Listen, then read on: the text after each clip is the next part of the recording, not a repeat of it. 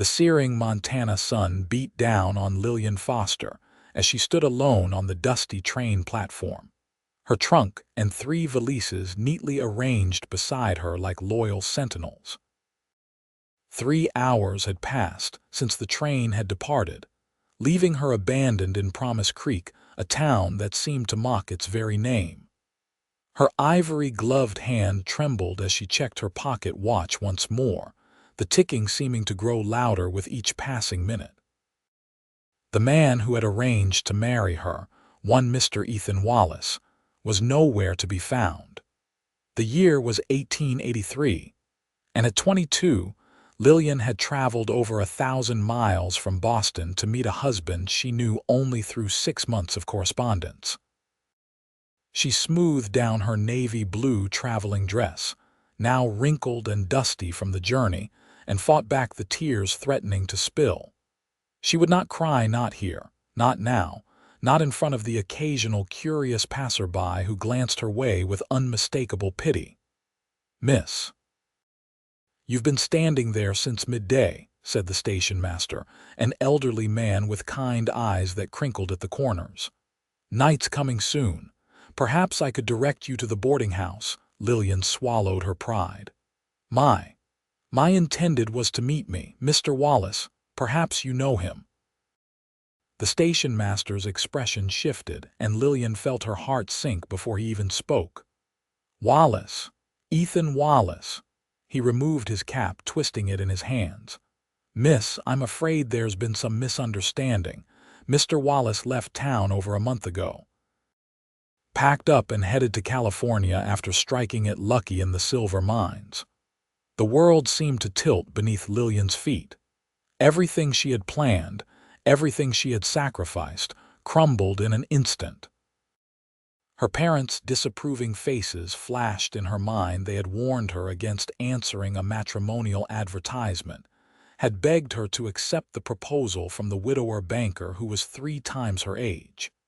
But she had wanted adventure, love, a new beginning in the vast frontier.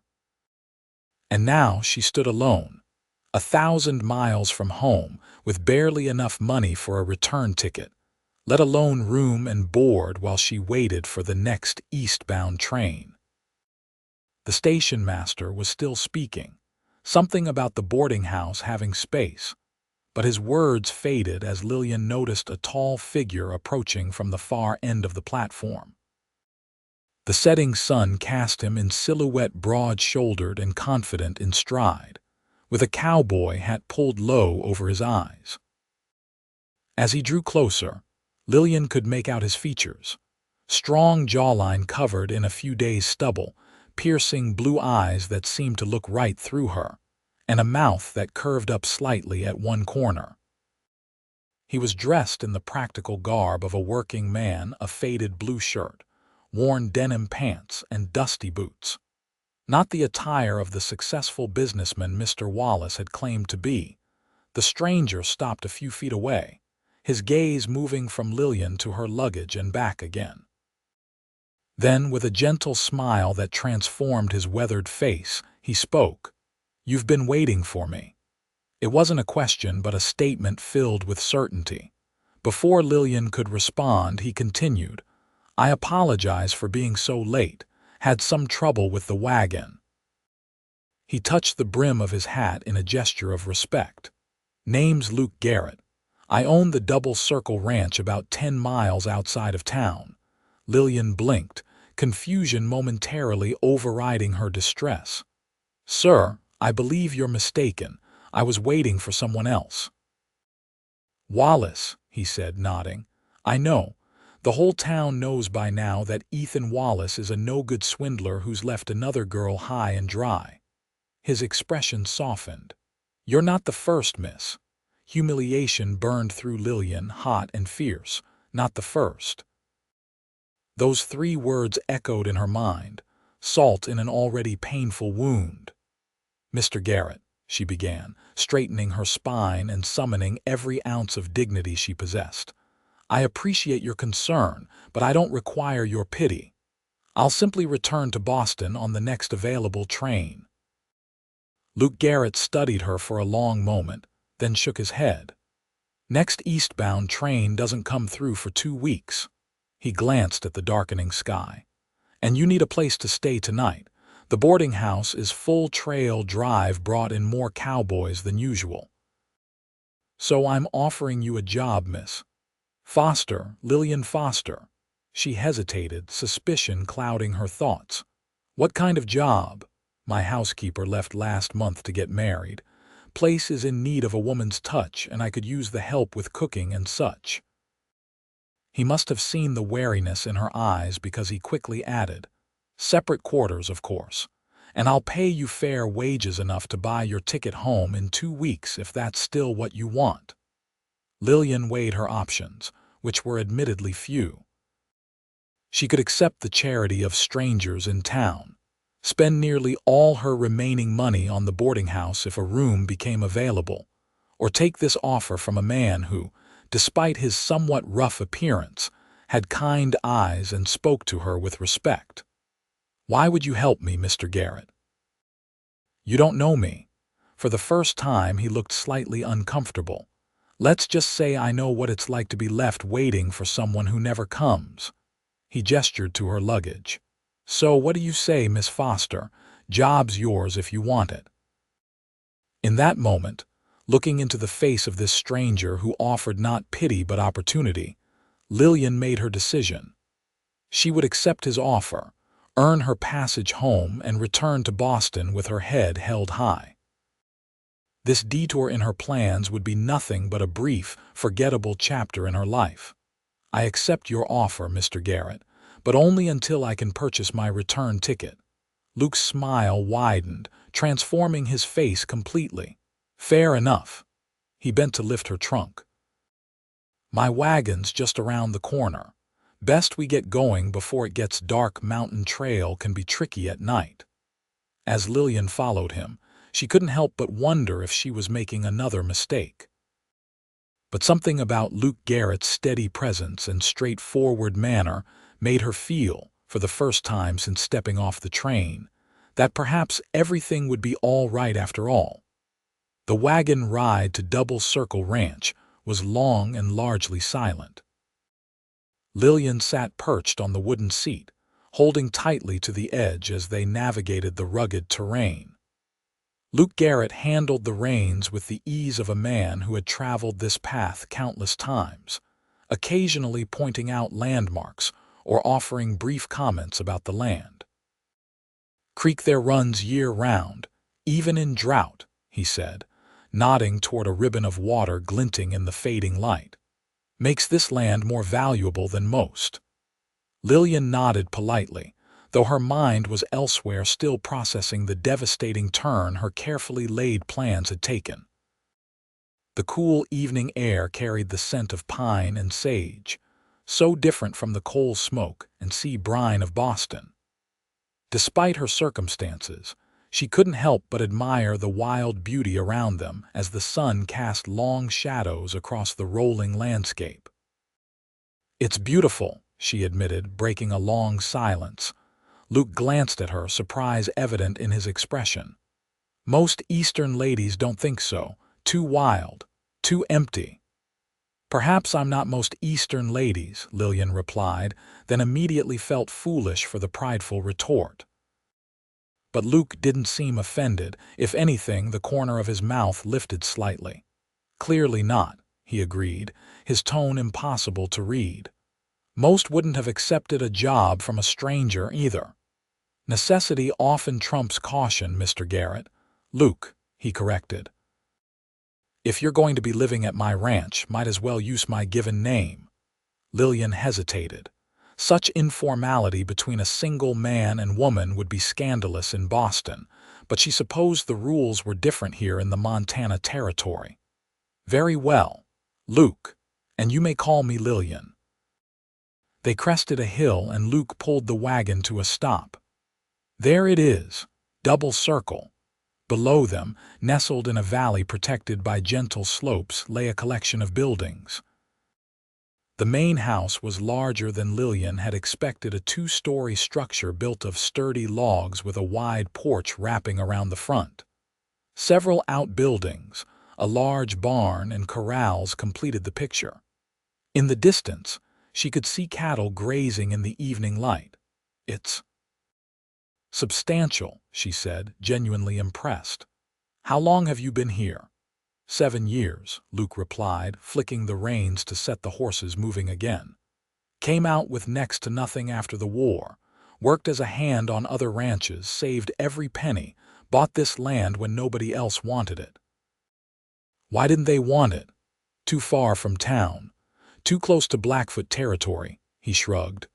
"But the Blackfoot and I have an understanding, and the distance from town suits me fine." As they drew closer, Lillian could see more details: smoke curling from the chimney, a vegetable garden to one side of the house, chickens scratching in a fenced yard. It looked settled, established. A home. When they reached the yard, a young man hurried from the barn to help with the horses. Luke jumped down from the wagon and came around to offer Lillian his hand. "This is Tommy, my ranch hand," he said as she placed her gloved fingers in his calloused palm and carefully descended. "Tommy, this is Miss Foster. She'll be taking over as housekeeper." Tommy, who couldn't have been more than 16, nodded respectfully. "Madam." His curious eyes darted between her and Luke, clearly wondering about her story but too polite to ask. "I'll show you to your quarters," Luke said, lifting her trunk from the wagon bed as though it weighed nothing. "Tommy, bring Miss Foster's other bags, please." Lillian followed Luke up the porch steps and into the house.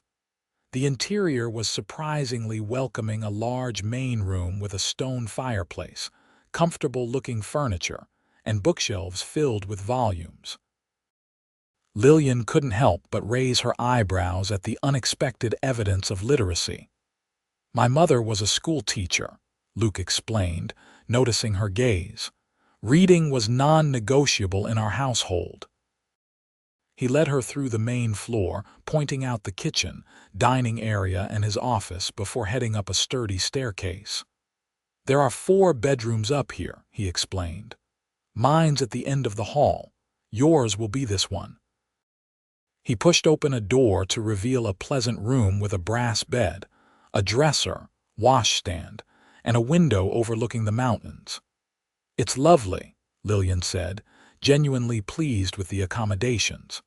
She had half expected to be housed in some small, Spartan room befitting a servant. "It was my sister's when she lived here," Luke said, setting down her trunk.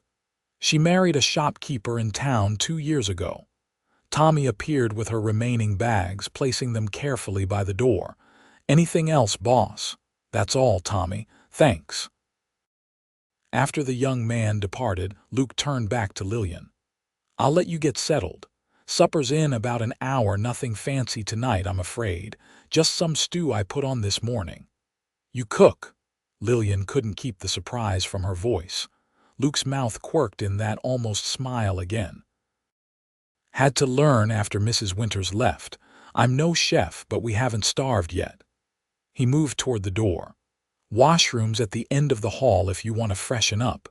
Take your time."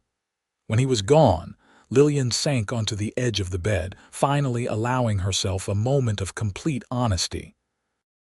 She was exhausted, heartbroken, and terrified.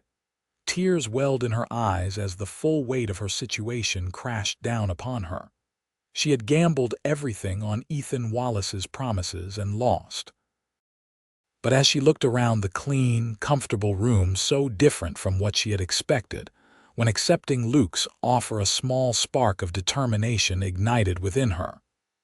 She would work hard, earn her passage home, and put this humiliating episode behind her. And perhaps, just perhaps, she would learn something valuable from this unexpected detour in her carefully planned life. With renewed resolve, Lillian rose and began to unpack the essentials she would need for her 2-week stay at Double Circle Ranch. By the time Lillian descended the stairs, she had composed herself, changed into a simpler dress of forest green cotton, and pinned her chestnut hair into a neat bun. The aroma of beef stew and fresh bread guided her to the kitchen, where she found Luke stirring a large pot on the cast-iron stove. He glanced up as she entered, his eyes briefly taking in her changed appearance before returning to his task. "Feel better. Much thank you." Lillian moved closer, instinctively assessing the kitchen, a large, well-appointed space with a substantial work table in the center, open shelving filled with provisions, and a pantry visible through a half-open door. "May I help with anything? Table's already set." Luke nodded toward the adjacent dining room. "But you could slice that bread if you'd like." He indicated a golden brown loaf cooling on the counter. Lillian found a knife and began carefully cutting the bread, surprised by its quality. "Did you bake this as well?" A genuine smile broke across Luke's face. "No, that's from Mrs. Gunderson at the Mercantile. She sends bread out with Tommy whenever he goes to town for supplies." He transferred the stew into a large serving bowl. "I can manage most things, but baking's beyond me." "I enjoy baking," Lillian offered. "It was one of the few household tasks my mother insisted I learn, despite her progressive views on women's education." Luke raised an eyebrow. "You're educated, then?" "I attended Miss Porter's school in Connecticut." Lillian arranged the bread slices in a basket. "My father believed that women should be prepared to support themselves if necessary, though he certainly never imagined circumstances like these." Luke carried the stew to the dining room, and Lillian followed with the bread. The table was indeed set, simply but correctly, with two places kitty-corner to each other rather than at opposite ends. A bottle of wine and 2 glasses stood ready, along with a pitcher of water. "Your father sounds like a sensible man," Luke commented as he held her chair. Lillian settled herself, touched by the courtesy. "He is. He'll be devastated when he learns what's happened." She looked down at her lap, suddenly overwhelmed again by the thought of her family's reaction to her predicament. "You don't have to tell them everything," Luke suggested, taking his seat. "In your letters, I mean. You could simply say the arrangement didn't suit and you'll be returning home." Lillian considered this as she accepted the bowl of stew he passed her. The idea of concealing the full, humiliating truth was tempting, but "I've never been much good at deception, even when it would be easier." "Honesty's usually best in the long run," Luke agreed, pouring wine into her glass. "But sometimes kindness means sparing others unnecessary pain." Their conversation flowed surprisingly easily through the meal. Luke asked thoughtful questions about her journey west, her family in Boston, and her education, carefully avoiding the painful subject of Ethan Wallace. In turn, Lillian learned that Luke had grown up in Pennsylvania, fought for the Union in the war despite his young age, and headed west afterward, unable to settle back into his former life. "The war changes a man," he said simply. "Needed open spaces after that." "And your family?" Lillian asked. "You mentioned your sister and mother." "Mother passed 5 years ago, father before that. Sister Lydia is my only close family now, though she and her husband are expecting their first child soon." Pride warmed his voice. "I'll be an uncle by Christmas if all goes well." As they finished their meal, Luke outlined what her duties would entail: cooking, cleaning the main rooms of the house, laundering linens, and helping with the vegetable garden. "It's not too demanding," he assured her. "I don't expect perfection, just honest effort. And my wages?" Lillian asked practically. $5 a week plus room and board," Luke said without hesitation. "That's what I paid Mrs. Winters. It should be enough for your ticket home in 2 weeks with a bit extra." Lillian nodded, satisfied with the arrangement. "I'll start tomorrow morning." Later, as she prepared for bed in her comfortable room, Lillian reflected on the strange turn her life had taken. Instead of spending her first night in Montana as a newly married woman, she was now an employee in a bachelor's household. Yet despite everything, she felt an unexpected sense of calm. Luke Garrett was nothing like she had imagined the men of the West to be. He was educated, gentlemanly, and treated her with respect. It was only temporary, she reminded herself as she slipped beneath the quilt. 2 weeks, and then she would return to Boston, wiser and more cautious, but with her dignity intact. With that comforting thought, Lillian drifted into a deep, exhausted sleep. She awoke to the sound of activity below, men's voices, the clatter of dishes, the screen door creaking open and closed. Sunlight streamed through her window, and Lillian realized with embarrassment that she had overslept. Hastily, she dressed in a practical brown skirt and white shirtwaist, pinned up her hair, and hurried downstairs. The kitchen was empty, though evidence of breakfast remained: dirty plates in the sink, coffee in the pot, a half-empty platter of biscuits on the table. Through the window, she could see Luke and Tommy in the corral, working with horses. Lillian set to work immediately, washing the dishes, scrubbing the table, and taking inventory of the pantry. By mid-morning, she had cleaned the kitchen thoroughly, made a shopping list of needed supplies, and started bread dough for the evening meal. She was just considering what to prepare for lunch when the screen door opened, and Luke entered, bringing with him the scent of sunshine, leather, and horses. "You've been busy," he observed, glancing around the now spotless kitchen.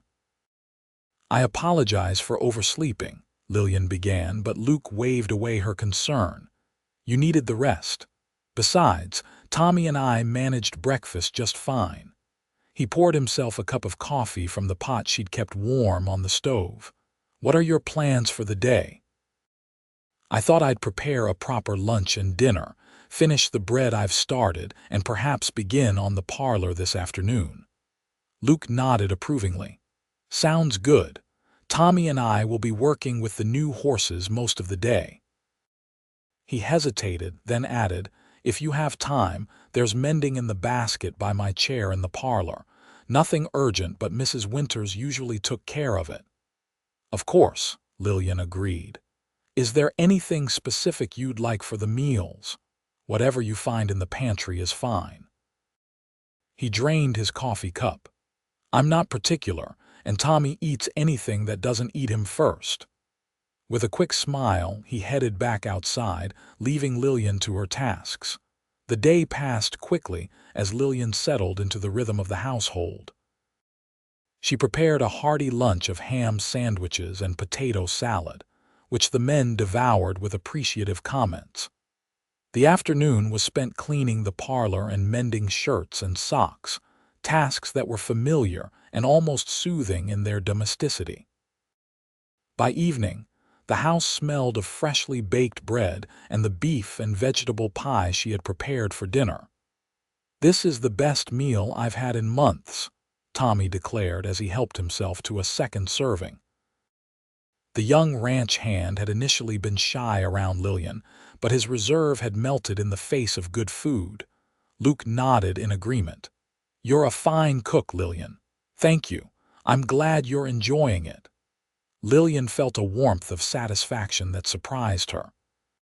She had never particularly enjoyed domestic tasks in Boston, viewing them as obligations rather than pleasures. Yet here, there was something rewarding about bringing order and comfort to this household. Over the next few days, Lillian settled into a routine. She rose early to prepare breakfast, spent her mornings cooking and cleaning, and devoted afternoons to laundry, mending, or working in the vegetable garden. Luke and Tommy were often busy with ranch work, but they gathered for meals, during which conversation flowed easily. Lillian learned more about the operation of the ranch, the cattle herd that provided their main income. The horses Luke bred and trained as a secondary business.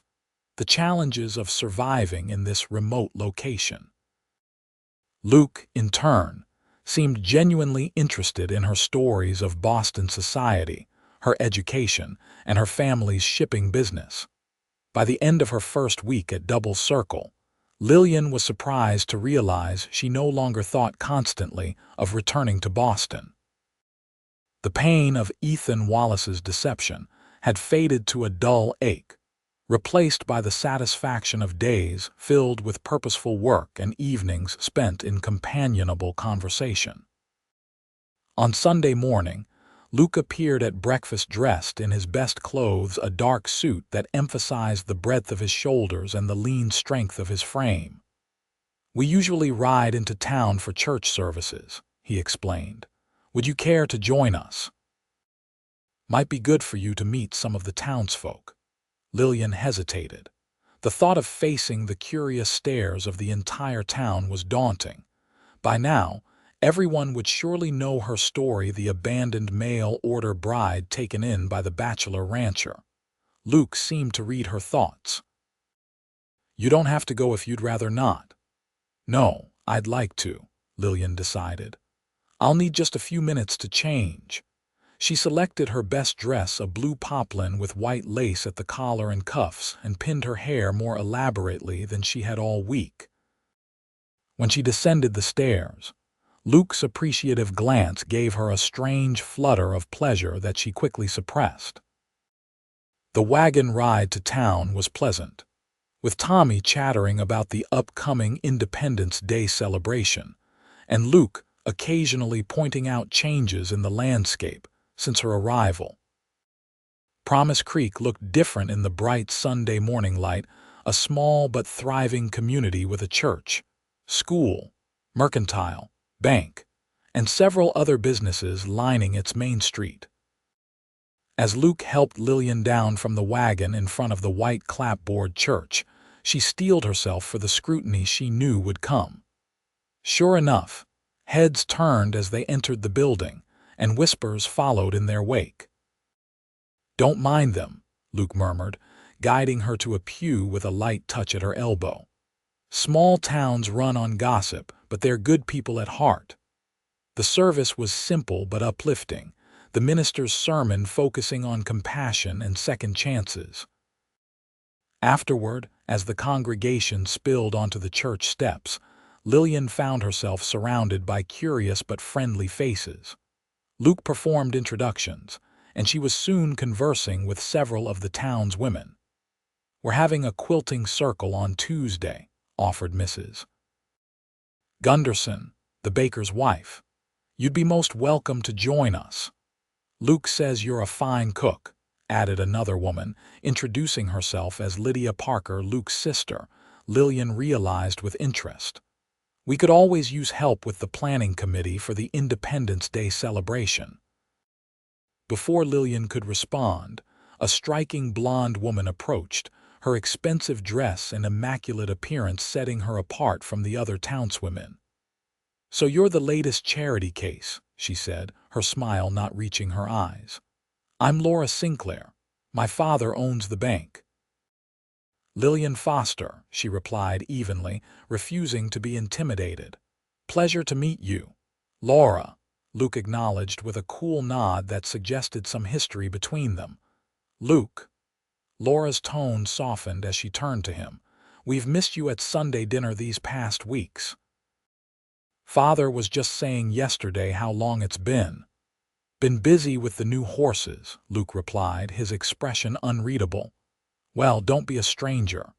Laura's gaze slid back to Lillian, assessing and dismissive. "Especially when your housekeeper returns east." As Laura sauntered away, Lydia rolled her eyes. "Don't mind her. She's been trying to get her hooks into Luke for years." "Lydia," Luke warned, but his sister merely shrugged. "It's true. Ever since Father refused her proposal, she's been after you." Lydia turned to Lillian with a conspiratorial smile. "My brother is considered quite a catch, you know. One of the most successful ranchers in the territory, and not hard on the eyes either." "That's enough," Luke said firmly, though Lillian detected a hint of embarrassment beneath his stern tone. "We should get back to the ranch." The ride home was quieter, with Tommy dozing in the back of the wagon and Luke seemingly lost in thought. Lillian found herself wondering about his relationship with the banker's daughter, and why he had rejected her advances. Then she silently chided herself for her curiosity. Luke's personal life was none of her concern, and in any case, she would be leaving in another week. That thought, which had been her constant comfort in the early days of her stay, now brought a strange hollowness. Lillian gazed out at the mountains rising majestically against the blue sky and wondered when this wild, beautiful place had begun to feel more like home than a temporary refuge. The second week at Double Circle brought changes to the routine. After breakfast on Monday, Luke announced that he and Tommy would be riding out to the north pasture to check on a section of fence and wouldn't return until evening. "Will you be all right here alone?" he asked Lillian, concern evident in his eyes. "Of course," she assured him. "I have plenty to keep me occupied." Luke hesitated. "The rifle's in my office if you need it, though we rarely have trouble, and Brutus will stay with you." He nodded toward his large black and tan dog, who had appointed himself Lillian's shadow in recent days. "We'll be fine," Lillian said, touched by his concern. "Be careful yourselves." With the men gone, the house felt strangely empty. Lillian busied herself with her usual tasks, adding extra cleaning of the upstairs rooms. By mid-afternoon, she had finished her work and decided to explore the bookshelves in the parlor, where she found an eclectic collection of classics, history, and surprisingly, several volumes of poetry. She was deeply engrossed in Wordsworth when a noise from the kitchen startled her. Brutus, who had been sleeping at her feet, raised his head and growled low in his throat. "Hello," Lillian called, her heart racing. "Is someone there?" When no answer came, she set down her book and moved cautiously toward the kitchen, Brutus at her side. She pushed open the door to find a man rummaging through the pantry, tall and unkempt, with several days' growth of beard and clothes that had seen better days. He whirled at her entrance, and Lillian gasped at the wild look in his bloodshot eyes. Brutus's growl deepened, the hair on his back standing up. "Where's Garrett?" the man demanded, his words slurring slightly. "He's not here," Lillian replied, trying to keep her voice steady. "May I help you with something?" the man laughed, a harsh sound without humor. "Yeah, you can tell Garrett that Jack Pearson wants what's owed him." He took a step toward her and Brutus moved forward, teeth bared. "I suggest you leave now," Lillian said with more courage than she felt. "Mr. Garrett will return this evening. You can speak with him then." The man Pearson swayed slightly, his gaze moving from Lillian to the growling dog and back again. For a tense moment, Lillian thought he might advance despite Brutus's warning, but then he spat on the clean floor and turned away. "Tell him I came by," he said over his shoulder as he headed for the door. "Tell him this ain't over." Only when she heard his horse gallop away did Lillian's knees give way. She sank into a kitchen chair, her heart pounding as Brutus nudged her hand with his muzzle. "Good boy," she whispered, stroking his broad head. "What a good, brave boy you are." When Luke and Tommy returned at dusk, Lillian had composed herself and prepared dinner as usual, though her hands still trembled slightly as she set the food on the table. She waited until they had eaten before mentioning their visitor. Luke's expression darkened as she described the encounter. "Jack Pearson," he confirmed, "used to work here until I caught him stealing from me. Had to let him go about 2 months ago." "He seemed to think you owed him something," Lillian said cautiously. "He thinks I owe him the wages I withheld to cover what he stole." Luke's jaw tightened. "He's been drinking his way through the territory since then, causing trouble wherever he goes. Should we be worried?" Lillian couldn't help asking. Luke reached across the table to briefly cover her hand with his own. "No, Pearson's all talk, but I'm sorry you had to deal with him. I should have warned you he might show up." "Brutus was very protective," Lillian assured him. "I wasn't in any real danger." Later that night, however, as she prepared for bed, Lillian found herself listening intently to every creak and rustle of the old house. The encounter with Pearson had shaken her more than she wanted to admit, not only because of any threat he might pose, but because it had made her acutely aware of how vulnerable she was here, a woman alone in an unfamiliar place, dependent on the protection and goodwill of a man she had known for barely 2 weeks. Yet when she finally drifted off to sleep, it was with the comforting knowledge that Luke's room was just down the hall, and that for reasons she didn't fully understand, she trusted him completely. The next morning at breakfast, Luke announced that he needed to ride into town for supplies. "Would you like to come along? You could attend that quilting circle Mrs. Gunderson mentioned." Lillian brightened at the prospect. "I'd like that very much." "Tommy will stay here," Luke continued. "After yesterday, I'd rather not leave the place unattended." The ride to town was pleasant, with Luke pointing out various landmarks and sharing stories about the early days of his ranching venture. Lillian found herself laughing at his description of his first disastrous attempt at bread making, and the time he accidentally dyed all his clothes pink by washing a red bandana with his white shirts.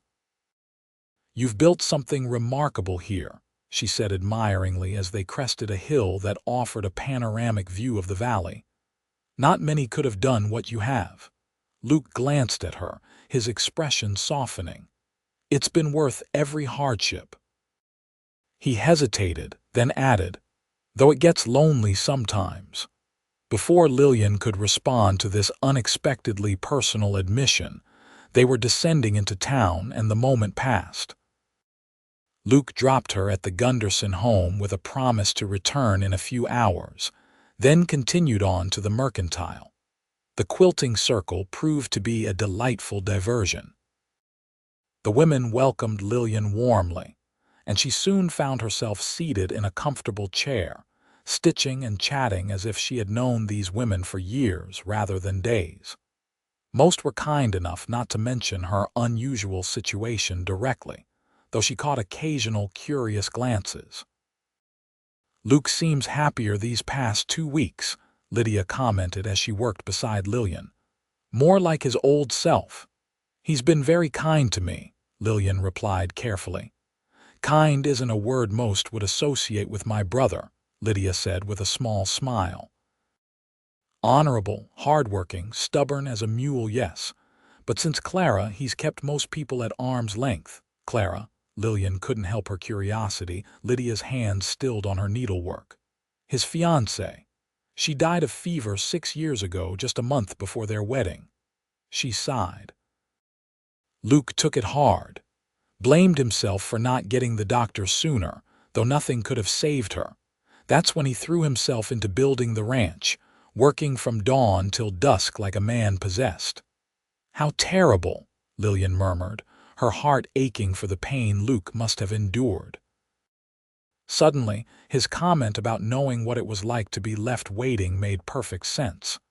"It was," Lydia agreed, "but lately I've seen glimpses of the brother I used to know." She gave Lillian a meaningful look. "Since you arrived." Before Lillian could process this implication, the conversation shifted to plans for the Independence Day celebration, and she found herself volunteering to bake pies for the community picnic. It was only later, as she helped Mrs. Gunderson prepare tea for the group, that she realized she had committed to an event that would take place after she was scheduled to leave Promise Creek. When Luke collected her in the afternoon, his wagon loaded with supplies, Lillian found herself studying his profile with new understanding.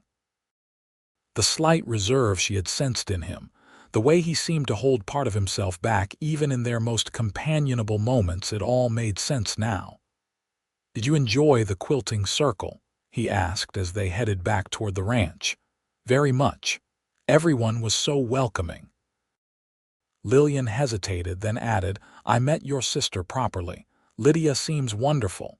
"She is," Luke agreed, "though she talks too much sometimes."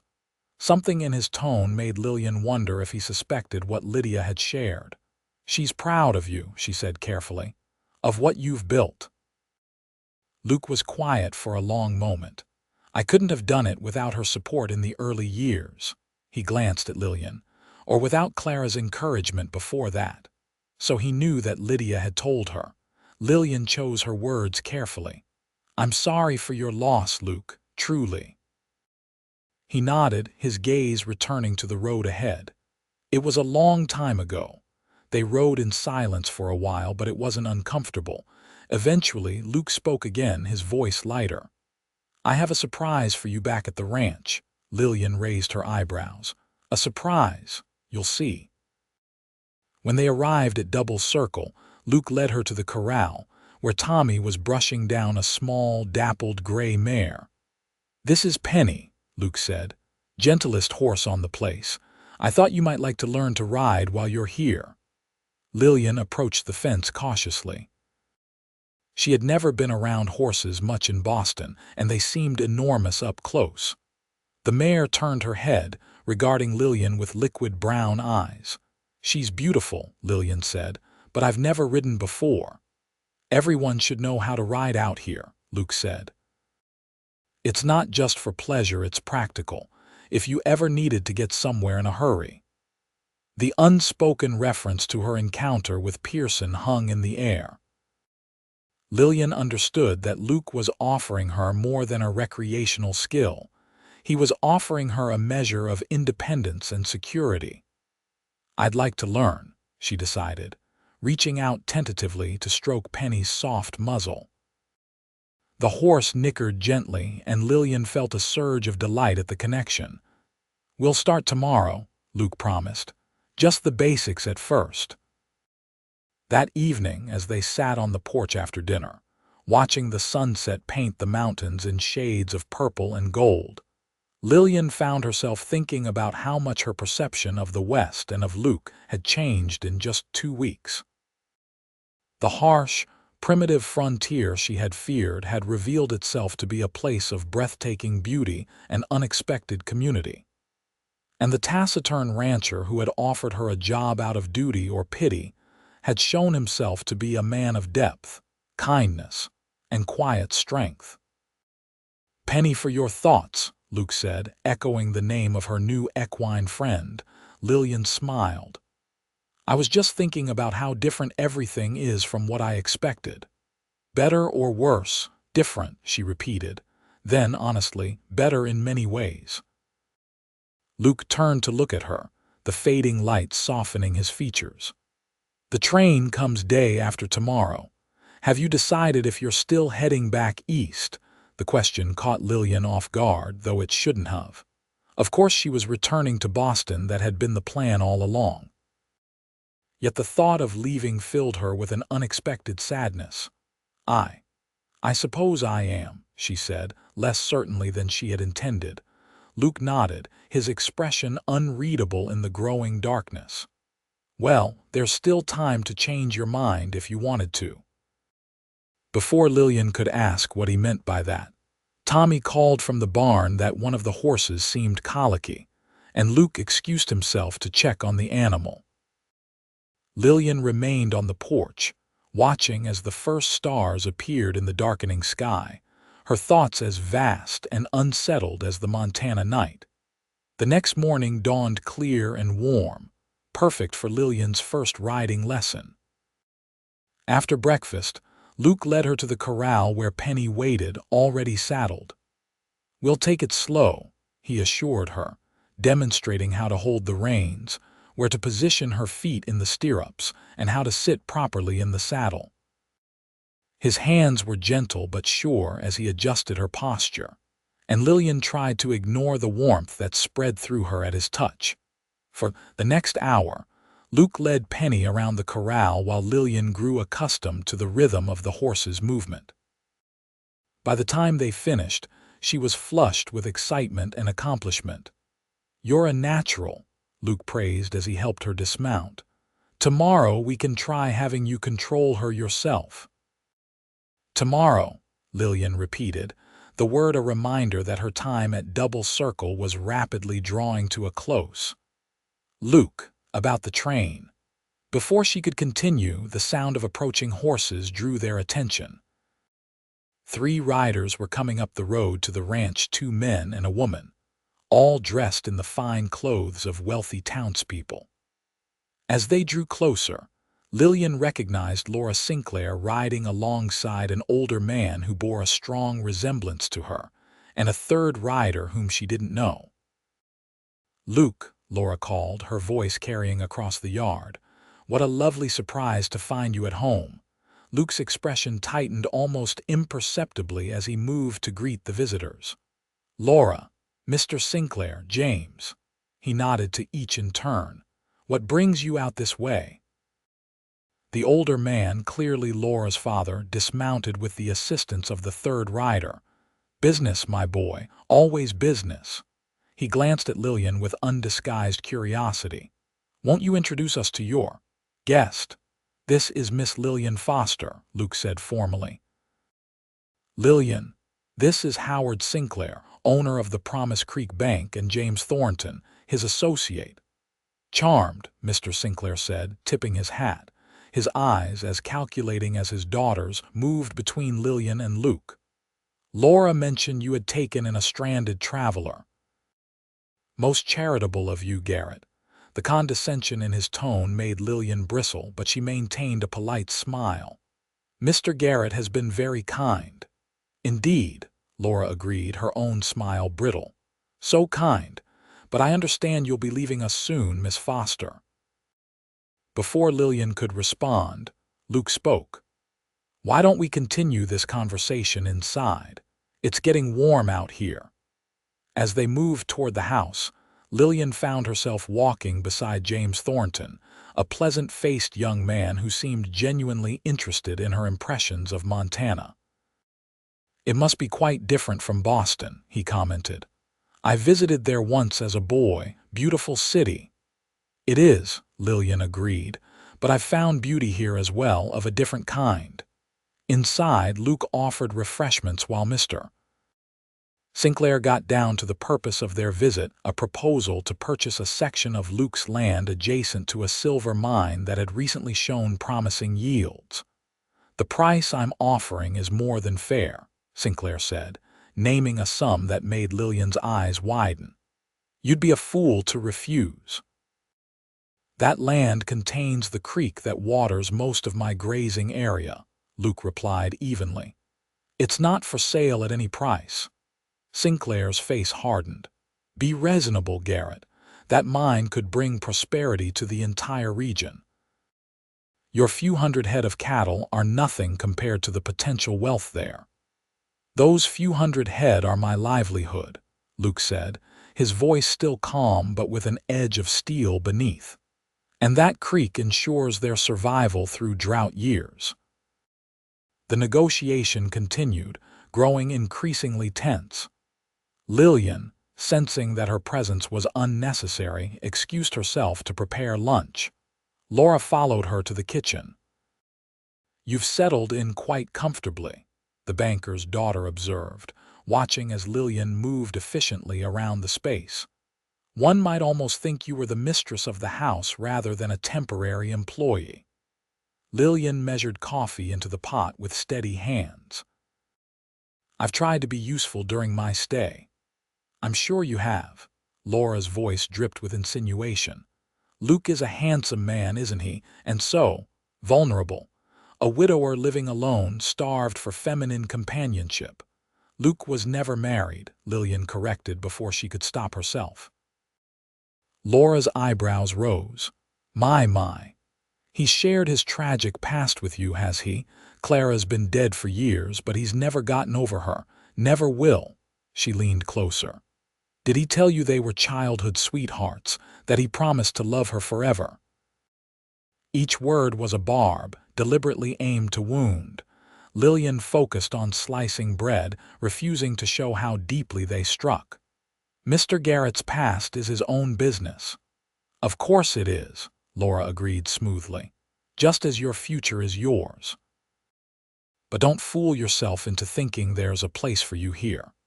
Luke Garrett may be kind enough to take in a stranded mail-order bride, but he'll never love again. Everyone in Promise Creek knows that. Before Lillian could formulate a response, Luke appeared in the doorway. "Everything all right in here?" "Perfectly," Laura said with a bright smile. "Miss Foster and I were just getting acquainted." Luke's gaze moved from Laura's satisfied expression to Lillian's carefully composed one. "Sinclair and Thornton are ready to leave. They've declined to stay for lunch." "What a shame," Laura sighed. "Another time, perhaps." She turned to Lillian with a smile that didn't reach her eyes. "Safe journey back to Boston, Miss Foster. I'm sure you'll be much happier there." After the visitors had departed, an uncomfortable silence fell between Luke and Lillian. She busied herself with serving the lunch she had prepared, while he seemed lost in thought. "I apologize for Sinclair's manner," Luke finally said. "And for whatever Laura might have said to you. She can be difficult." "There's no need to apologize," Lillian assured him. "Mr. Sinclair seems very determined to acquire your land." "He is, and he's not used to being refused." Luke's expression was grim. "That makes him dangerous. Surely he wouldn't do anything illegal." "Howard Sinclair operates within the law technically. But he's not above putting pressure on people who stand in his way." Luke sighed. "He's been trying to buy that section for years, ever since there were rumors of silver deposits. I've always refused." Lillian hesitated, then asked the question that had been on her mind. Is there something between you and Laura?" Luke looked surprised, then grimaced. "Not on my part. Laura decided years ago that being Mrs. Luke Garrett would give her the social standing she craves, along with access to my land for her father. She's been persistent, despite my lack of interest." Relief washed through Lillian, followed immediately by confusion at her own reaction. What did it matter to her if Luke had feelings for Laura Sinclair? She was leaving tomorrow. The thought brought a sharp pang that she tried to ignore. "About the train," she began again, but Luke stood abruptly. "I should check on that fence in the north pasture," he said. "I'll be back by dinner." And before Lillian could say more, he was gone, leaving her with the uneasy feeling that he was deliberately avoiding this conversation. The afternoon dragged as Lillian went about her usual tasks with less than her usual enthusiasm. Her thoughts kept returning to Luke and the approaching train that would take her back to Boston. She had enough money now for her ticket, plus a bit extra, just as Luke had promised. There was nothing keeping her in Promise Creek, nothing except the growing realization that she no longer wanted to leave. It was madness, of course. She had known Luke Garrett for barely 2 weeks.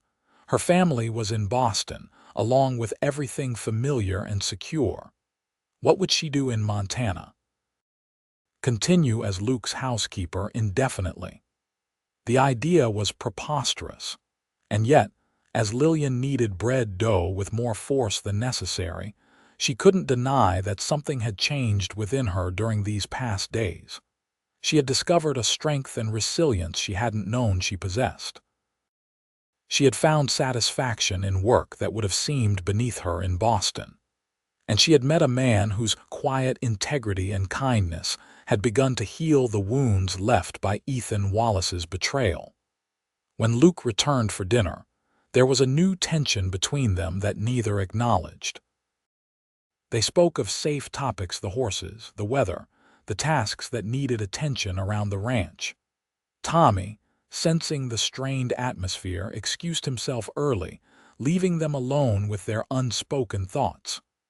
"I'll help you with the dishes," Luke offered as Lillian began to clear the table. They worked side by side in the kitchen, the familiar domestic routine somehow more intimate than usual. When their hands brushed as Luke passed her a plate, Lillian felt a jolt of awareness that made her breath catch. "Lillian," Luke said suddenly, his voice low, "there's something I need to say." She turned to face him, her heart pounding. "Yes." I know you're set on returning to Boston tomorrow. He hesitated, then continued in a rush. But I'd like you to consider staying. Not as my housekeeper, though you're welcome to continue in that role if you wish, but because I think you belong here. Lillian stared at him, hardly daring to believe what she was hearing. Luke, I know it's too soon, he went on quickly. I know you've been hurt, and the last thing I want is to pressure you. But these past 2 weeks, they've changed something for me. You've changed something.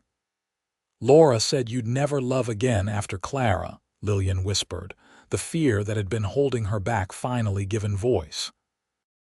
Luke's expression softened. Clara will always have a place in my heart, but I've learned that the heart can expand to hold new love alongside memories of the old. He took a step closer. I'm not asking for promises, Lillian, just time. Time for you to decide if Promise Creek, if I could ever be enough for you. Tears welled in Lillian's eyes.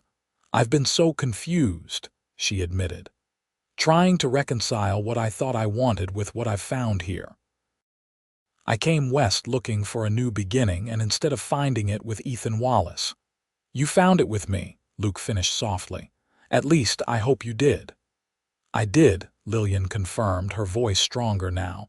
But I'm afraid, Luke, what if this isn't real? What if it's just gratitude on my part, or loneliness on yours? It's neither, Luke said firmly. What I feel for you is real, Lillian, more real than anything I've felt in years, but I understand your caution. He took her hand gently. Stay another month, give us that time to be sure. If you still want to return to Boston, then I'll take you to the station myself. Lillian looked into his eyes, so full of sincerity and hope, and felt her doubts begin to fade. 1 month, she agreed, and then we'll decide. Relief and joy transformed Luke's face. Slowly, giving her every chance to pull away, he lowered his head and brushed his lips against hers in a kiss so tender it brought fresh tears to her eyes. 1 month, he repeated, his voice husky. Starting tomorrow. Morning came with golden light streaming through Lillian's window, and a sense of possibility that made her heart sing. She dressed carefully in her blue riding skirt, eager for the day ahead and the promised continuation of her riding lessons. Downstairs, she found Luke already at the stove cooking breakfast. He turned at her entrance, a smile lighting his face. Good morning. Good morning. Lillian moved to help him, their movements around the kitchen as natural and synchronized as if they had been working together for years rather than days. Over breakfast, they discussed plans for the day. I thought we'd continue your riding lesson this morning, Luke suggested. Then perhaps you'd like to see more of the ranch. There's a spot by the creek I'd like to show you. Tommy, watching their interaction with barely concealed curiosity, hid a smile behind his coffee cup. I can handle the chores here if you two want to be gone most of the day, he offered.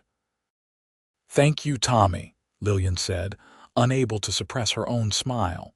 That would be lovely. The riding lesson went more smoothly than Lillian had anticipated. Under Luke's patient guidance, she quickly mastered the basics of controlling Penny, and by mid-morning she was confidently steering the gentle mare around the corral. You're ready for the trail, Luke declared, his pride in her progress evident. Let's have a real ride.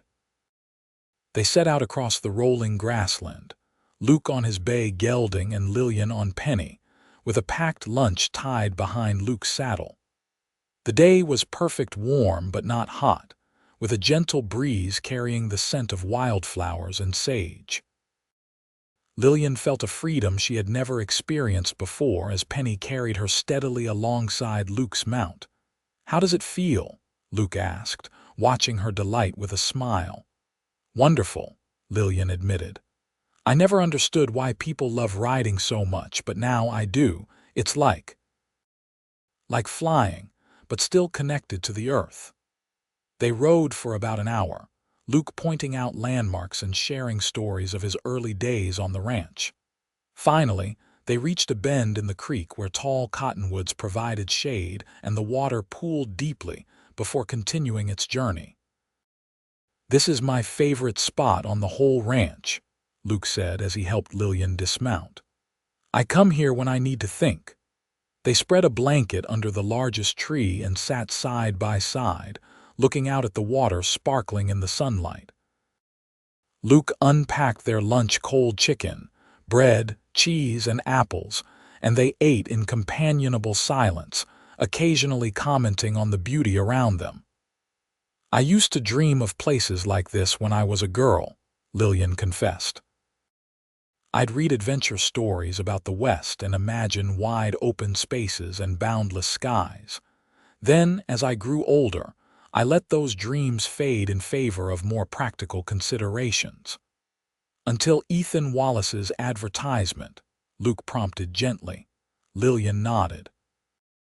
It seemed like a chance to recapture that sense of adventure while still making a sensible match. "My parents thought I was being impulsive and reckless." "And now," Luke asked, "what would they think of this?" He gestured between them, his meaning clear.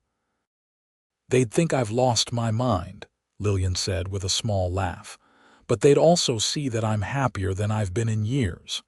She turned to face him fully. "I am happy, Luke. Happier than I ever expected to be after what happened with Ethan." Luke reached out to tuck a strand of hair behind her ear, his touch lingering on her cheek. "I want to make you happy, Lillian, not just for a month or a year, but for a lifetime." The intensity in his eyes made her breath catch. "Luke." "I know it's too soon to speak of forever," he said quickly. "But I want you to know that's what I'm hoping for. I've spent 6 years avoiding deeper connections, convinced that I'd had my one chance at love.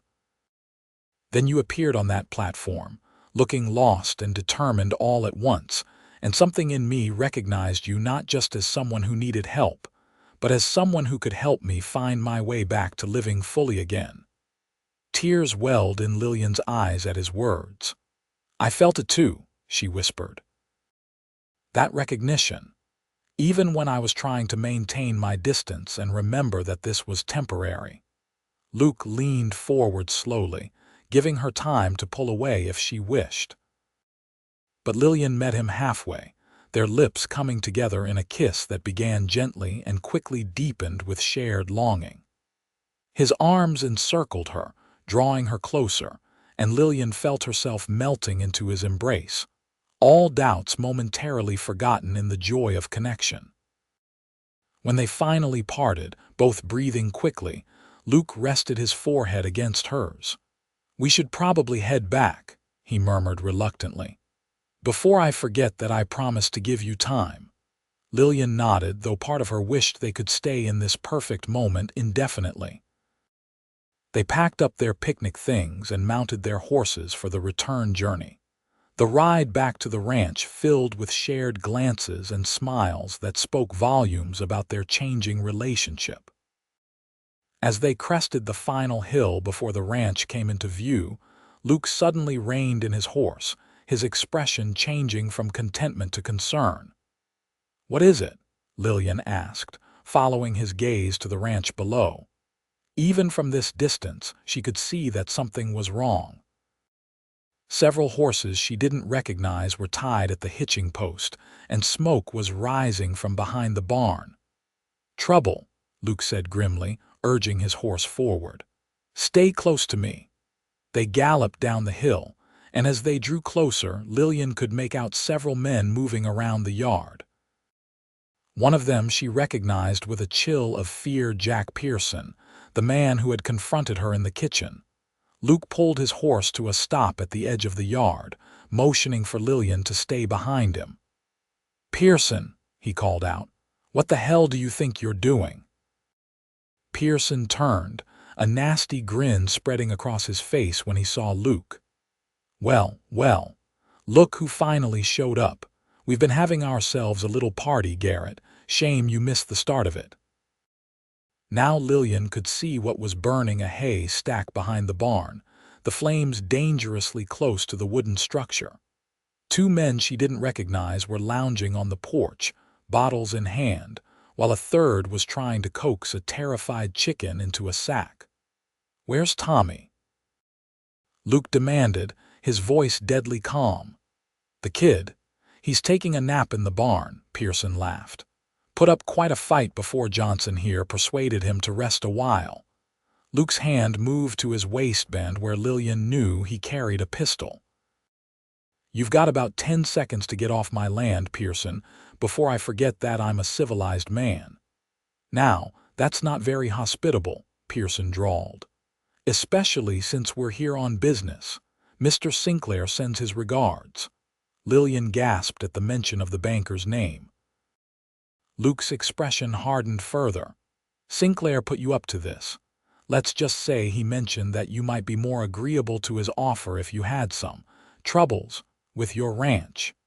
Pearson took a step forward, revealing the gun at his hip. "Nothing personal, Garrett, just business." The tension in the yard was palpable as the other men moved to flank Pearson, their postures making it clear they were spoiling for a fight. Luke remained still, his eyes assessing the situation with cool calculation. "Lillian," he said quietly, "I want you to ride to town as fast as you can. Find Sheriff Davis and tell him what's happening here." "I'm not leaving you," she protested. "You have to," Luke insisted. "It's our best chance." Before Lillian could argue further, a shot rang out, kicking up dirt near Luke's horse's hooves. The animal reared in panic, and Luke struggled to control it while keeping his attention on Pearson and his men. "Nobody's going anywhere," Pearson snarled. "Not until we conclude our business." In that moment, a figure appeared in the doorway of the house Tommy, his face bruised but his stance determined, holding Luke's rifle steadily aimed at Pearson's back. "Drop the gun, mister," the young man called out, "or I'll drop you." The distraction was all Luke needed. In one fluid motion, he drew his pistol and leveled it at Pearson. "It's over, Jack. Tell your men to stand down." Pearson hesitated, clearly weighing his options as he realized he was caught between two weapons. Finally, with a curse, he raised his hands. "Don't shoot, Garrett. I was just following orders." "Orders that will land you in jail," Luke said coldly. "Tommy, keep that rifle on them while I tie them up. Lillian, can you put out that fire before it reaches the barn?" For the next chaotic hour, Lillian worked alongside Luke and Tommy to secure the intruders and extinguish the blaze. By the time they had the situation under control, the sun was setting, and all three were exhausted and smoke-stained.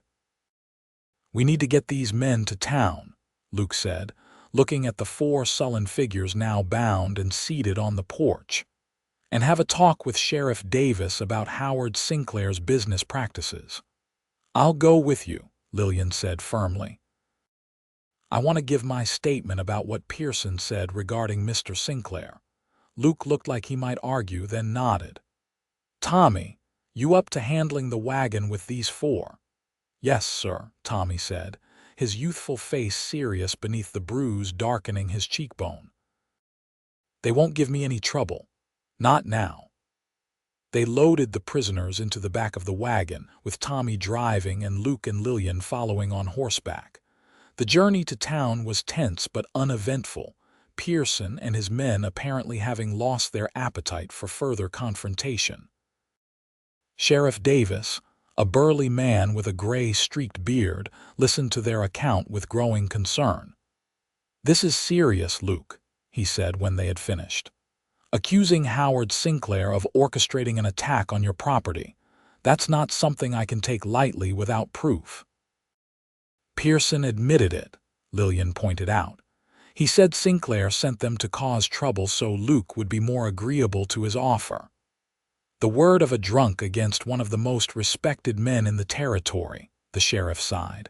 "It's not much to go on." "Then question Sinclair," Luke insisted. "These men didn't just happen to target my ranch on the same day Sinclair tried to pressure me into selling." Sheriff Davis rubbed his jaw thoughtfully. I'll have a talk with him. Can't promise more than that right now." He glanced at Lillian. "Miss Foster, I'll need your formal statement in the morning.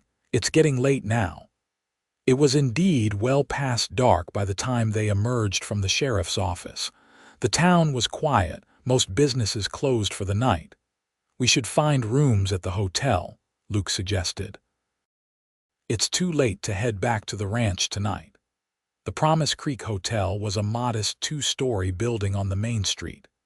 The proprietor, Mrs. Wilkins, a plump, motherly woman, clucked sympathetically when she heard about their ordeal. "Of course we have rooms available," she assured them. "Though I'm afraid they're not adjoining. One at each end of the hall, in fact." "That's fine," Lillian said quickly, feeling a blush rise to her cheeks at the implication. "And you'll need something to eat," Mrs. Wilkins continued. "I'll have trays sent up and hot water for washing. You both look like you've been through the wars." In her simply furnished but clean room, Lillian gratefully washed away the smoke and dirt of the day and changed into a nightgown and wrapper from the small bag Luke had thought to bring from the ranch. She had just finished braiding her hair when a knock came at the door. "Lillian, it's me," Luke's voice called softly. "I've brought your dinner." She opened the door to find him similarly refreshed, his hair damp from washing and his shirt clean, though his face still showed the strain of the day's events. "Mrs. Wilkins insisted I deliver this personally," he explained, holding up a tray laden with food. "May I come in?" Propriety dictated that she should refuse an unmarried woman entertaining a man in her hotel room would be scandalous in Boston. But they were not in Boston, and after the day they had shared, such concerns seemed trivial. "Please do," she said, stepping aside. Luke set the tray on a small table by the window and turned to face her. For a moment, they simply looked at each other, the events of the day hanging between them. "Are you all right?" he asked finally. "Today was more eventful than I had planned for your first day of staying." Despite everything, Lillian found herself smiling. "I'm fine. Worried about you and Tommy, but fine myself." "Tommy's tougher than he looks," Luke assured her, "and I've dealt with worse than Jack Pearson." His expression darkened. "It's Sinclair who concerns me, if he's willing to go this far." "The sheriff will question him," Lillian said, trying to sound more confident than she felt. "And even if he can't prove Sinclair's involvement, surely what happened today will be enough to warn him off." Luke shook his head. "Men like Howard Sinclair don't give up easily." "Not when there's money at stake." He sighed, running a hand through his hair. "I'm sorry, Lillian, this isn't what I wanted for you." "What do you mean? Danger, violence, the harsh realities of life out here?" He met her gaze directly. "You deserve peace and security, not a man whose enemies might burn down his barn or worse." Lillian moved closer, placing a hand on his arm. "Luke Garrett, if you think I'm going to run back to Boston because of some trouble, then you don't know me very well yet." Surprise, followed by relief, washed over his face. "You're not reconsidering your decision to stay, if anything," Lillian said firmly. "Today has only confirmed that decision. I want to be here, Luke, with you." She smiled slightly. "Besides, we agreed on a month, remember?" "I'm not leaving until you've taught me to ride properly at the very least." The tension seemed to drain from Luke's body. He raised a hand to cup her cheek, his touch gentle. "You are the most remarkable woman, Lillian Foster." "And you," she replied, "are the most honorable man I've ever known." She leaned into his touch. "Now, are you going to kiss me properly, or shall we let this perfectly good moment go to waste?" Luke's laugh was low and warm as he drew her into his arms. "Far be it from me to waste a moment with you," he murmured before capturing her lips with his own. The kiss was different from those they had shared earlier, deeper, more urgent, filled with the relief of having faced danger together and emerged unscathed. Lillian's arms wound around his neck, her body pressing closer to his as the kiss continued, neither willing to be the first to pull away. When they finally parted, both breathing heavily, Luke rested his forehead against hers. "I should go," he said reluctantly, "before I forget myself completely." Lillian nodded, though part of her wished he would stay. "Tomorrow," she said, "we'll face whatever comes together." "Together," Luke agreed, pressing one more brief kiss to her lips before reluctantly stepping back. "Sleep well, Lillian." After he had gone, Lillian sat by the window, picking at the food on her tray and watching the quiet street below. So much had changed in such a short time. 2 weeks ago, she had been a desperate, abandoned bride-to-be with no prospects and little hope. Now she was, what? Not quite a housekeeper anymore, not yet anything more defined. But as she finally climbed into bed, Lillian realized that the uncertainty didn't frighten her. For perhaps the first time in her life, she was making choices based not on what was expected or proper, but on what her heart told her was right. And her heart was telling her, with increasing certainty, that her future lay here in Promise Creek, with Luke Garrett. Morning brought a flurry of activity. Lillian gave her formal statement to Sheriff Davis, who informed them that he had already sent a deputy to question Howard Sinclair. Luke arranged for repairs to the damaged section of the barn and purchased supplies to replace what had been destroyed or stolen. By mid-morning, they were ready to return to the ranch, but as they prepared to leave, a commotion in the street drew their attention. Howard Sinclair, accompanied by his daughter and the ever-present James Thornton, was striding purposefully toward the sheriff's office, his face flushed with anger. "Garrett," he bellowed, spotting Luke outside the general store. "How dare you spread these vicious lies about me?" Luke turned calmly to face the banker. "They're not lies if they're true, Sinclair. You expect people to believe I would hire common thugs to intimidate you." Sinclair's voice dripped with disdain. "I am a respected businessman. Jack Pearson says otherwise," Luke replied evenly. "And given the timing of his attack immediately after your visit, I find his story quite credible." A small crowd had begun to gather, drawn by the confrontation between two of the area's most prominent men. Lillian noticed Sheriff Davis emerging from his office, his expression concerned. "Pearson is a drunk and a liar," Sinclair insisted. "He'll say anything to save his own skin." "Perhaps," Luke conceded. "But the question remains, why would he specifically target my ranch on the very day you tried to pressure me into selling? Quite a coincidence, don't you think?" Sinclair's face darkened further. "You've made a serious mistake, Garrett. I'll sue you for slander." "I'll ruin you." "That's enough, Howard," Sheriff Davis intervened, his voice firm. "I've questioned Pearson and his men thoroughly. Their story is consistent. They claim you paid them to cause trouble at the Double Circle, with the understanding that if Garrett still refused to sell, they were to escalate the damage." "Preposterous," Sinclair sputtered, though Lillian noticed a flicker of unease in his eyes. "It's their word against mine. Actually," James Thornton spoke up unexpectedly, "it's not." All eyes turned to the young man, who looked uncomfortable but determined. "I was present when Mr. Sinclair met with Pearson at the bank 2 days ago. I heard him give specific instructions about damaging the ranch." Laura gasped. "James, what are you doing?" Thornton straightened his shoulders. "The right thing, Laura, for once." He turned to Sheriff Davis.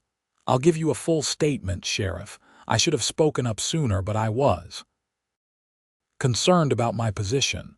Sinclair's face had gone from red to ashen. "You treacherous whelp," he hissed. "You're finished in this town." "No, Howard," Sheriff Davis said grimly. "I believe you're the one who's finished. I'm placing you under arrest for conspiracy and attempted destruction of property." He signaled to his deputy.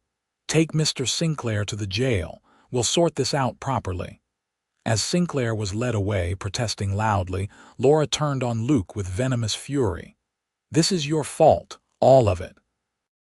Her gaze shifted to Lillian.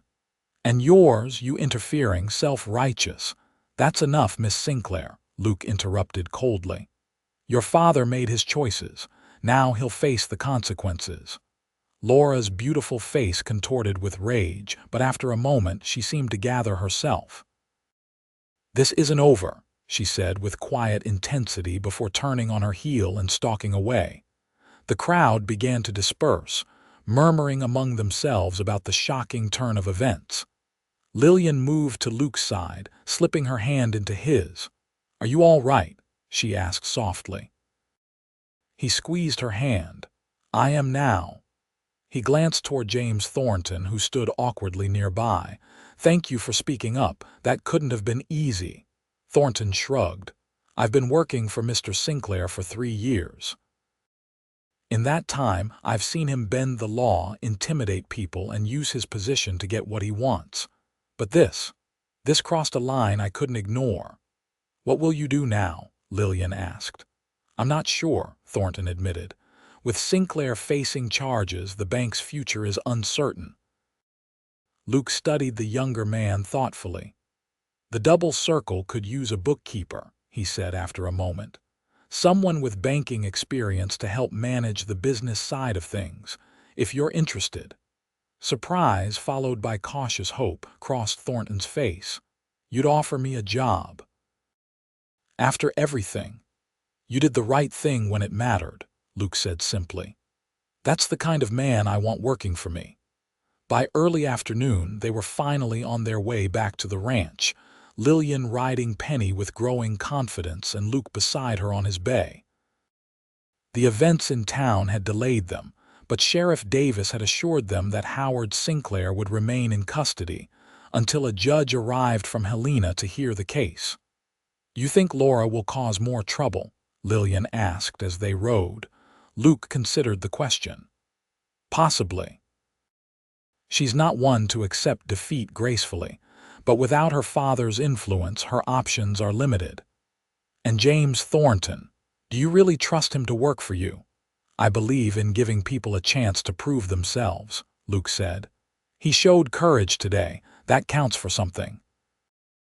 They rode in companionable silence for a while, the landscape rolling by in golden green waves under the summer sun.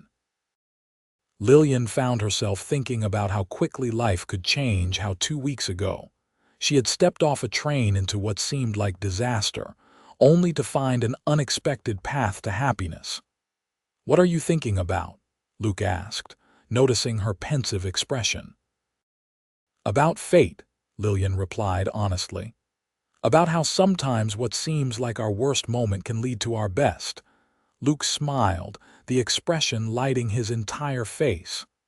Like being left at a train station. Like being left at a train station, she agreed, returning his smile. And having a handsome cowboy say, "You've been waiting for me." Best words I ever spoke, Luke said softly. Even if I didn't know then just how true they were. As Double Circle Ranch came into view, Lillian felt a surge of emotion she hadn't expected, a sense of homecoming, of belonging. The buildings nestled in the valley no longer represented a temporary shelter, but a place where she could envision a future. Tommy met them in the yard, his face breaking into a relieved grin when he saw them. "Everything all right in town?" he asked as he helped Lillian dismount. "Better than all right," Luke assured him. "Sinclair's been arrested and his operation is exposed, and we might have a new addition to the ranch staff soon." As Luke explained about James Thornton, Lillian moved toward the house, pausing on the porch to look out at the vast Montana landscape stretching to the distant mountains. The beauty of it still took her breath away, but now it felt less alien, less intimidating. This wild, beautiful land had begun to claim a piece of her heart, just as surely as the man who had made his home here.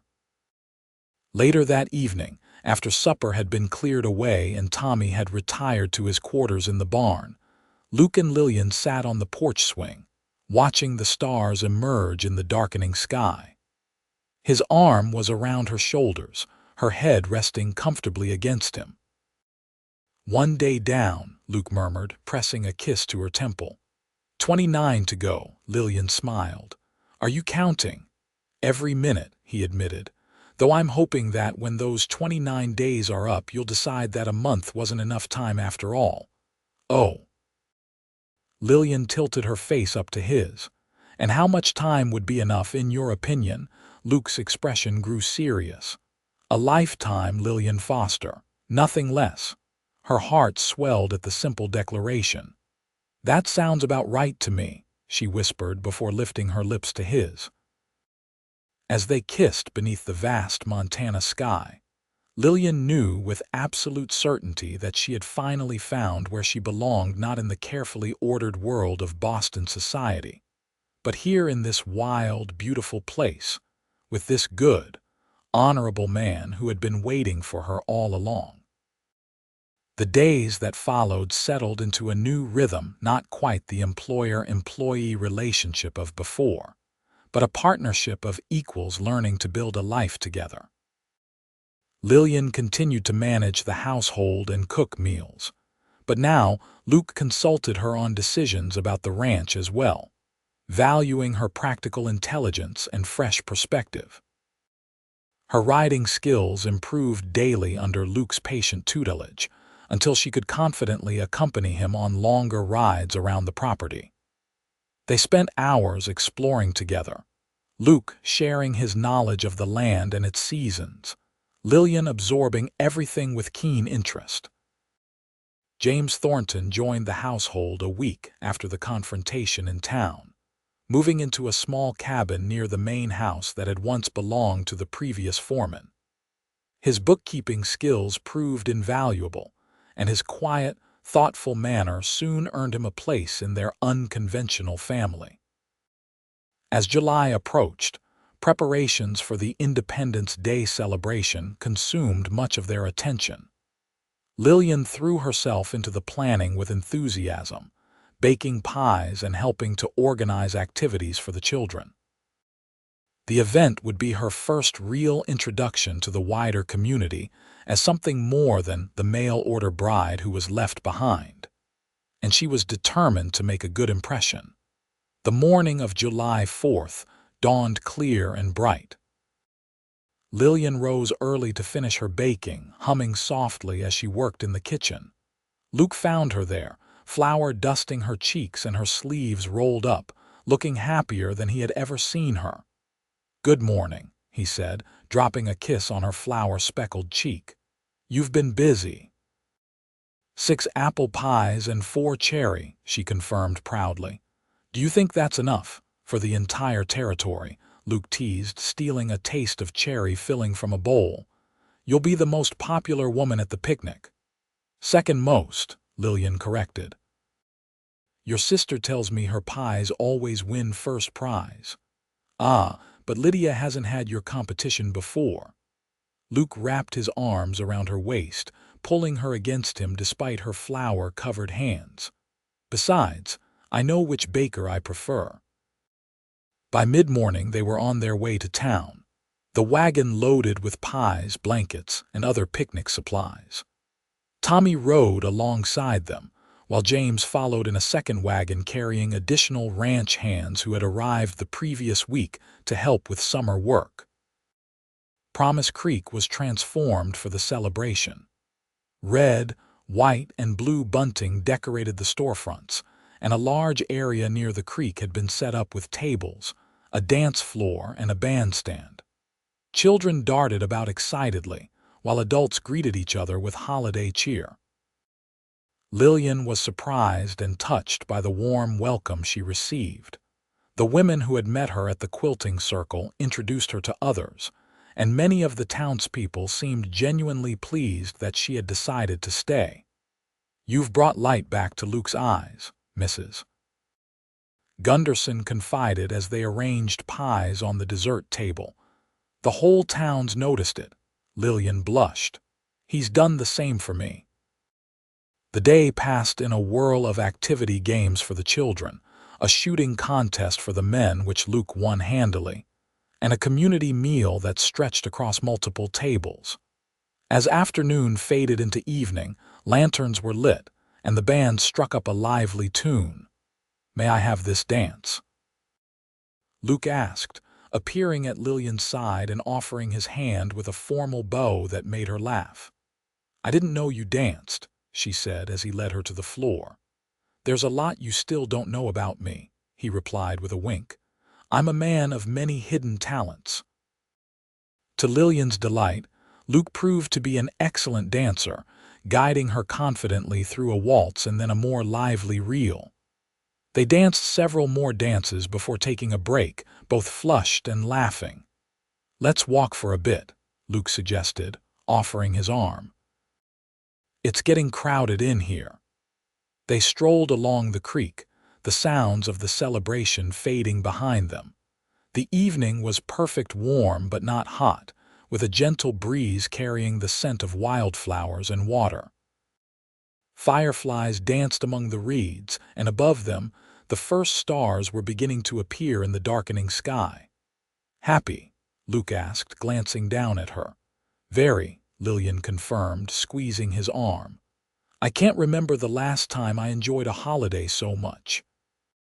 They walked in comfortable silence for a while, until Luke led her to a small footbridge spanning the creek.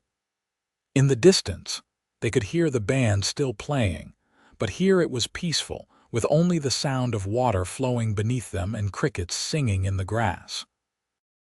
"Lillian," Luke said, turning to face her, "there's something I want to ask you." Her heart quickened at the serious note in his voice. "Yes. We agreed on a month for you to decide if you wanted to stay in Promise Creek," he began.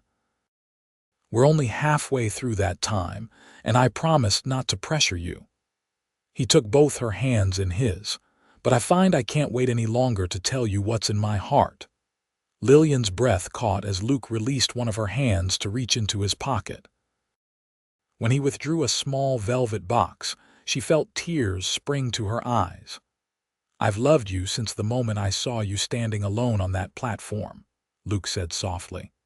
"Not out of pity or loneliness, but because something in my soul recognized its match in you. These past weeks have only confirmed what I knew then, that you are the woman I want to share my life with." He opened the box to reveal a ring, a single perfect diamond set in gold, simple but beautiful. "This was my mother's," he explained. "I've kept it all these years, waiting for the right woman to give it to." Luke dropped to one knee on the bridge, still holding her hand. "Lillian Foster, I know it hasn't been long, and I know you came west expecting a very different life. But I love you with all that I am, and I promise to spend every day making you happy if you'll do me the honor of becoming my wife." Tears spilled down Lillian's cheeks as she looked down at this man, who had changed her life in so many ways. "Yes," she whispered, then louder. "Yes, Luke Garrett, I will marry you."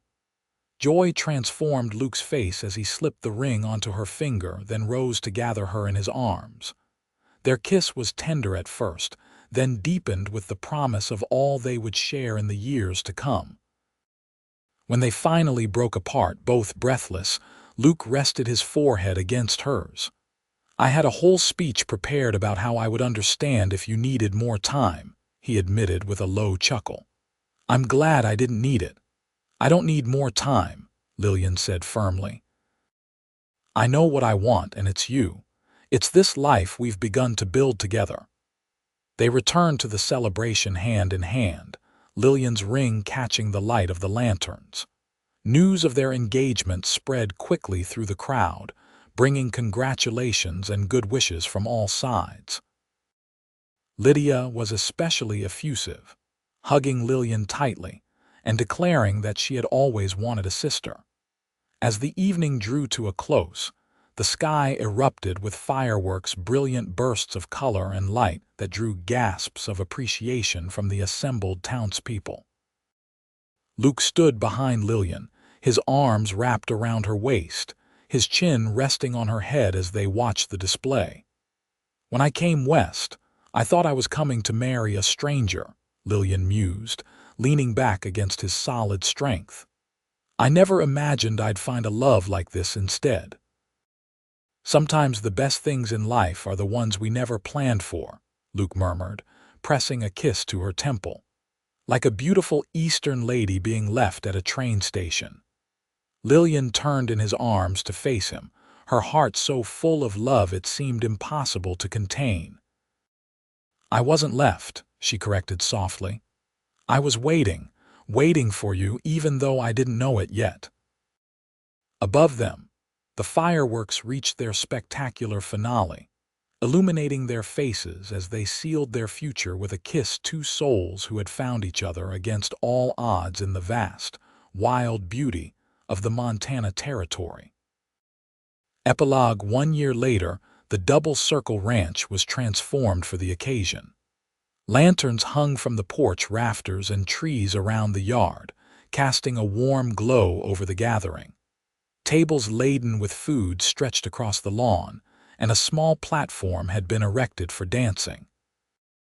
Inside the house, in what was now their bedroom, Lillian put the finishing touches on her appearance, a new dress of deep blue silk, her hair arranged in an elegant knot with a few curls framing her face. The past year had changed her in subtle ways. Her skin was lightly tanned from days spent outdoors, and her movements had the confident ease of a woman who knew her place in the world. A soft knock at the door was followed by Lydia's voice. "Everyone's waiting, Lil. Are you ready?" "Just about," Lillian called back, smoothing her skirt one final time before opening the door. Lydia's face lit up at the sight of her. "You look beautiful," she declared, bouncing the infant in her arms. "Doesn't your Aunt Lillian look beautiful, Sarah?" The baby gurgled in apparent agreement, reaching out pudgy hands toward Lillian, who laughed and took her niece into her arms. "Hello, precious girl. Are you enjoying your first party?" "She's enjoying being the center of attention," Lydia said wryly. "Takes after her uncle that way." Together, they descended the stairs and made their way through the house, which had been expanded over the past months to include a larger kitchen and dining room. Outside, guests mingled in the warm June evening, neighbors, friends from town, and ranch hands with their families.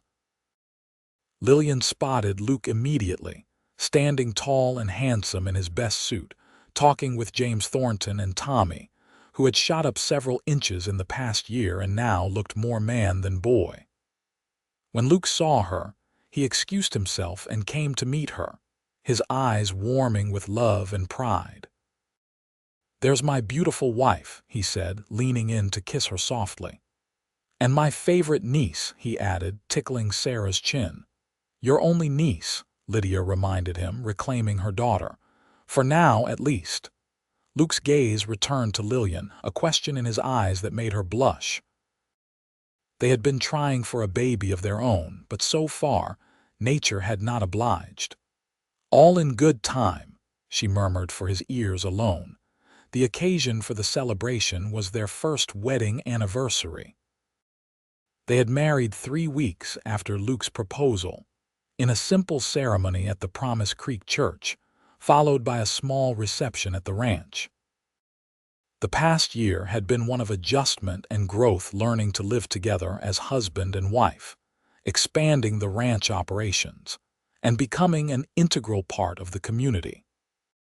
Howard Sinclair had been convicted of conspiracy and attempted destruction of property, sentenced to 5 years in the territorial prison. Laura had left Promise Creek shortly after her father's conviction, reportedly for San Francisco, where she had relatives. The bank had been purchased by investors from Helena, with James Thornton staying on as manager of the Promise Creek branch when he wasn't handling the Double Circle's books. As the evening progressed, Lillian moved among their guests, accepting congratulations and good wishes. The ranch's prosperity was evident in the abundant food, quality of the furnishings, and general air of well-being that pervaded the gathering. The silver mine that Sinclair had coveted had indeed proven profitable.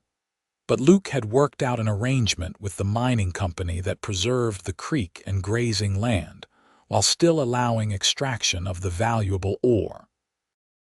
After dinner, Luke called for everyone's attention, standing on the small platform with Lillian at his side. "A year ago today," he began, his voice carrying easily across the yard, "I made the best decision of my life when I married this remarkable woman." He smiled down at Lillian. "Some of you know that we met under unusual circumstances. A mail-order bride left at the station, a cowboy who said, 'You've been waiting for me.'" A ripple of laughter and nods moved through the crowd. "What I didn't know then," Luke continued, "was how completely those words would come to define our lives together. Every day with Lillian confirms what I somehow knew in that first moment, that she was exactly who I had been waiting for, even when I didn't realize I was waiting." Lillian blinked back tears as Luke turned to face her directly. "This past year has brought more joy than I ever thought possible," he said, his voice softening. "And I want to thank you, Lillian, for taking a chance on a stubborn rancher who had almost forgotten how to hope for happiness." Unable to speak past the lump in her throat, Lillian rose on tiptoe to kiss him, prompting cheers and applause from their guests. When they parted, she found her voice. "When I came west," she said, loud enough for all to hear, "I thought I was coming to marry a stranger. Instead, I found a man who has become my best friend, my partner, and the love of my life." She smiled up at Luke. "Thank you for being there when I needed you most, and every day since." As the band began to play, Luke led Lillian in the first dance, holding her close as they moved across the platform.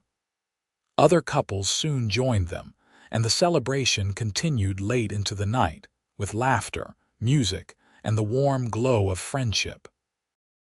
Much later, when the last guests had departed and the house was quiet, Luke and Lillian stood on the porch, looking out at the moonlit landscape that had become their shared kingdom. "Happy anniversary, Mrs. Garrett," Luke murmured, his arms encircling her from behind. "Happy anniversary, Mr. Garrett," Lillian replied, leaning back against his chest. After a moment, she turned to face him, a mysterious smile playing at her lips. "I have a gift for you, one I couldn't give you in front of our guests." Luke raised an eyebrow. "Is that so?" Lillian took his hand and placed it gently on her still flat stomach. "We're going to have a baby," she whispered. "In about 7 months, if the doctor's calculations are correct." Luke's expression transformed from surprise to wonder to absolute joy in the space of a heartbeat. "A baby," he repeated, his voice thick with emotion. "Our baby." He gathered her close, his kiss conveying all the love and gratitude words could not express. When they finally parted, both were smiling through tears. "I love you, Lillian Garrett," Luke said softly. "More than I ever thought possible." "And I love you," she replied, "my cowboy who was waiting for me." Hand in hand, they went inside to the home they had built together, not just the physical structure of wood and stone, but the deeper dwelling place of shared dreams, mutual respect, and enduring love. Outside, the Montana night stretched vast and beautiful around them, a fitting backdrop for the life they would continue to create, day by day, year by year together.